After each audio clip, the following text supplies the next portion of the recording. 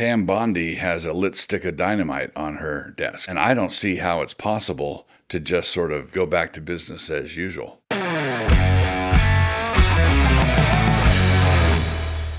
Welcome to Clown World. This is another reaction to Clown World where the clowns just keep on coming. It now appears, it's now definitively been shown, that in the whole Trump-Russia collusion conspiracy, the only two entities that weren't involved at all were Trump and Russia. In the last few days, Tulsi Gabbard has declassified a bunch of documents that show that the order to have the intelligence agencies cook up a Russia collusion story that was used as justification to establish the special prosecutor, the Mueller investigation, and so on, was the result of orders that came directly from President Obama. And Tulsi Gabbard said when she released these documents that it was revealing treason, basically. And that's not overstating it. It really is bad. And this is one of those sleeper controversies which is going to, at some point, dawn on everybody how serious it was. During Trump's campaign in the run-up to the 2016 campaign against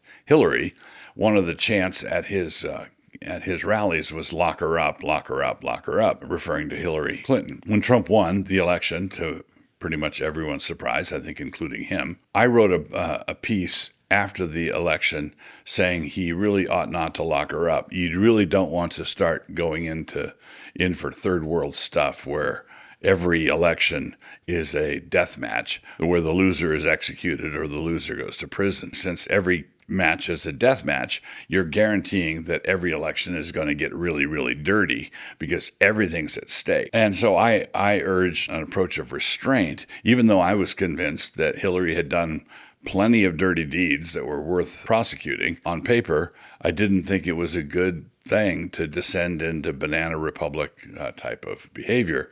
So there ought to be some sort of consequence for Hillary and for her the people who executed criminal acts for her and so on, but it shouldn't descend to a death match. Well, then, in the course of Trump's administration, he was attacked and vilified, and everything that could be weaponized against him was, in fact, weaponized against him.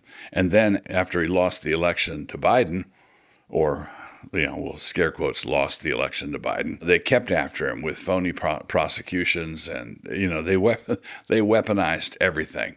And so consequently, we've gotten to the place where it is not possible to show restraint in a matter like this. In other words, if the other side is committed to it being a death match, no matter what you do, then it's a death match no matter what you do. And that means Tulsi Gabbard has referred this to the Department of Justice for potential prosecution. And this prosecution, if it's consistently followed, would run all the way up to President Obama.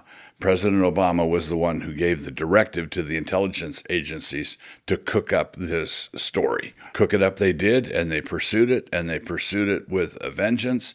And so consequently, Pam Bondi has a lit stick of dynamite on her desk. And I don't see how it's possible to just sort of go back to business as usual.